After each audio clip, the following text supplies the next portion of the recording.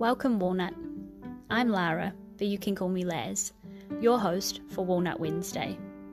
This is your reminder to be brave, be yourself, and know that you can make the world a better place just by what you decide today. Here, I'm going to share my weekly walnuttings with you on a Wednesday. Hello, Walnut. It is me, Laz, here for another episode of Walnut Wednesday. How are you this week, genuinely? Gave you a second to give me your answer. Let me know how you're doing, because we have just gone through all the retrogrades. Everything's kind of gone back to normal. We've just had a big mama full moon. We're changing in the seasons as well. If you're, well, whatever hemisphere you're actually in, there's all the seasonal change going on for all of us. If you're in New Zealand, we're coming into summer, but the weather is so up and down and spring like it's not funny. So let me know how you are doing, Walnut, because I have a feeling that you will be feeling maybe quite similar to me. And this week I want to talk a little bit about burnout and what I've been doing and how I've been going. But this episode is very exciting because I am reporting to you from my new bed, in my new bedroom, in my new house. So gone are the days of the podcast episodes coming off the floor, being shunned to the quiet little spare room where the internet connection is not that great. I am now in my very own bedroom, in my very own house. I just haven't set up my office yet. but it's in progress. We're in my bedroom. So welcome to my room. I'm so happy to have you here. So this is what I wanted to talk about a little bit, Walnut. So this week I have actually gifted myself a little staycation, and I've taken the week off because why not? It's been a long time coming. I haven't had some decent rest. And yeah, this is what I want to talk about a little bit today. So as you know, Geordie and I bought the house, Walnut, and literally all of our weekends have been here at this place, renovating, painting, ripping out carpet, ripping out walls. If we weren't ripping out carpet or ripping out walls, we were painting. If we weren't painting, we were like lifting things into the garage and throwing things away and sorting through stuff. I actually still have a mountain of things to go through. That is on my like one-day list because I cannot be bothered anymore. And then once we had all that kind of stuff sorted, we had lots of delays. We had because we also did have another lockdown in between things. So it meant carpet getting in was delayed. It meant furniture shopping was delayed. Then it meant that once we had decided on our furniture, that the delivery of that would be delayed. Literally, I was saying to a friend, Walnut, all the things that could have been frustrating in this process of us buying the home have been. So it's been naturally as quite a stressful time, right? And you know, on top of that, I'm such a little worker bee that I've got you, I've got this podcast, I've got our chats every week, I've got virtual assistant work, and I've got 9 to 5 work on top of that, all of which require a lot of not necessarily compartmentalizing, but particularly my 9 to 5 job, because it's so different to like my virtual stuff and my Walnut stuff. It's quite, I feel like I have to decode lots of things all the time, whereas I'm so grateful to you because here I can just talk to you and just be myself. Well, not necessarily be myself, but it's that I don't have to worry about what you're thinking and how that's going to affect me because we're just having chats. It's a little bit tricky to do in a corporate situation, and I don't know why. So I've got all these things going on, and then with the house thing, Geordie and I are bickering and morphing into arguments quite a lot because we're both just quite tired. And as a little introvert back cave banana, I have not had my own time for months. I have not, because every weekend has been spent hanging out with Geordie and doing house things, I have not been alone, and I have not granted myself alone time. So this is why I took the week off. And no excuses. Everyone at work was sort of saying like, oh, what are you gonna do? And I said nothing really, because I deserve it. I've got the leave. I want a staycation and I need one. So I'm taking it. I tried to grant myself at least 2 full days of blobbing, slothing, doing nothing. No Walnut, no book, no nothing. And yeah, that's not happened. but I am taking, like, I have minimized it to at least 1 hour where I can, alone, not using the time when Geordie comes home to work to rest, but actually spending 1 hour of each part of the days that I've got left doing nothing. So that's how I have really tried to give myself the power to rest and the permission to rest throughout my burnout. And I think the tricky thing that I'm going through at the minute, Walnut, is because I'm writing a book. I don't know if I've told you this, but I'm writing a book, and I wanted so many things this week in my week of leave. I wanted to do so much. I wanted to do Walnut Fest again because I had such a good time. I wanted to potentially even have this book like published this week and launch for it this week. And what happened in my total burnout is I got so stressed and I got so overwhelmed that everything was so hard. I found it so hard to get out of bed. I did that thing where I had like burned myself out to the point of forcing myself like to wake up wrong, because just nothing was working. Like, I still have leftover baggies under my eyes. I still do not feel like I have been alone enough. Mind you, this is only my first day of the week that is off. I still feel tired.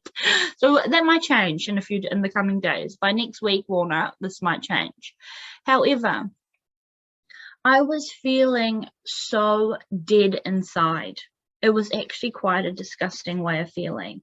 I do have that separation where I can still go and do the things that I need to do, but I just did not have any joy for life over the last couple of weeks.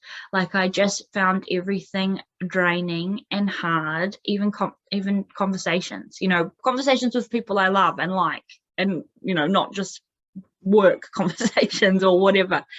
Everything was really hard. Everything took a long time.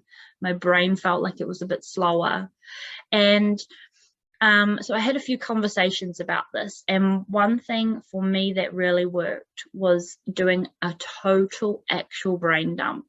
And it sounds really simple to say, oh, Laz, just go write a list. But even going to write the list was hard and took me a good week of wallowing and sitting in my shit and feeling sorry for myself before I could actually do it. So, I mean, you'll know yourself, Walnut, and I'm not trying to tell you what to do when you're in a funk of burnout. I'm just wanting to share my experience, really, because I think not only with the astrological things that have been going on and whatever, it is also just coming into a very stressful time of year. Everything is starting to wind down. We're all starting to look forward to our holidays. If we're doing anything over the new year, it's coming on quite quick. And when you're a Walnut with a bunch of other things, such as wanting to write a book, host a festival, and work, and then other work, and do podcast things, where do you have a moment to sink into that and be present? Because you're too busy thinking about all the other fucking things that you've got going on, like moving into your new house, where the bed won't fit up the stairs. Honestly, Walnut, my bed, the final straw was that we bought this big giant that I'm sitting in now. We bought this big giant expensive over the top bed because we could, because we wanted to, because we deserved it, because it's an investment. And yeah, it didn't fit up the stairs. So the lads on the weekend had to do some heavy hoisting, and yeah, honestly, everything's been hard. But we're here smiling about it. We're here with our cough. We're here having chats. I'm going to wrap up in a second, Walnut, but I just wanted to share that it's been a tough time. And if you are having a tough time, as I mentioned at the beginning, like, well, don't worry, because I have had one too, is basically what I'm trying to say. What I'm trying to say is you're not alone. And for me, it was really helpful to just write a list. And the idea of writing the list took much longer than the initial list writing. But I did have to wallow. I did have to wait. I did have to just feel like a butthole for a little while, until I got to a point where I was like, okay, we've buttholed enough, if that makes any sense. So when I did my list, I wrote literally every single thing down. Not everything for the house, not everything for the podcast. Every single thing that I thought I had to do, I wrote down, and the list was really, really long. I think I sent the list to my coach, and I sent the list to Kate, because we were talking about it, and she had actually sent me her list. She had a similar week the week before. Kate, if you hear this, I hope you don't mind me sharing. And it was really long. Even Kate said, like, whoa, that's a really long list. So it felt afterwards like it was actually just removing the fog from my head, removing the ability for my bully demon to turn it into a snowball and make it even bigger and bigger and bigger, because I had just got every single tiny little thing out, and it was on my phone, but on paper or wherever you want to do it. So that's what I did, Walnut. And once the list kind of was set in motion and released from my brain, I immediately felt like a load off my shoulders. I immediately felt like I had just done real big poos. It just completely changed my mind. And then also my little OCD tendencies. I've got little check boxes on my phone, or I draw little check boxes if it's a physical list sometimes, just to feel that accomplishment and that evidence that you've done a thing, you know? So that's what I've done. And if you are feeling it too, let me know if you have other tricks that you do to kind of like release the burnout, and release the butthole feeling, because I'm sure writing a list might not be for everyone, and you might have your own thing. But just to give you that permission that if you are having a bit of a butthole time, validating you, just feel like a butthole if that's what feels right for you, you know? But onwards and upwards, here we go. So I managed to tick off a few things over the weekend, and I've still got a few things left to do. But one of my main, big, huge check boxes that I want to accomplish from this week, Walnut, is that I want to have some unproductive time. I want to have time to just sloth and really give myself permission to do that.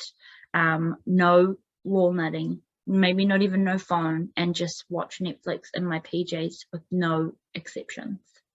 And so my challenge to you this week, because I know that we as walnuts in this collective, but also in society, we don't give ourselves that a lot.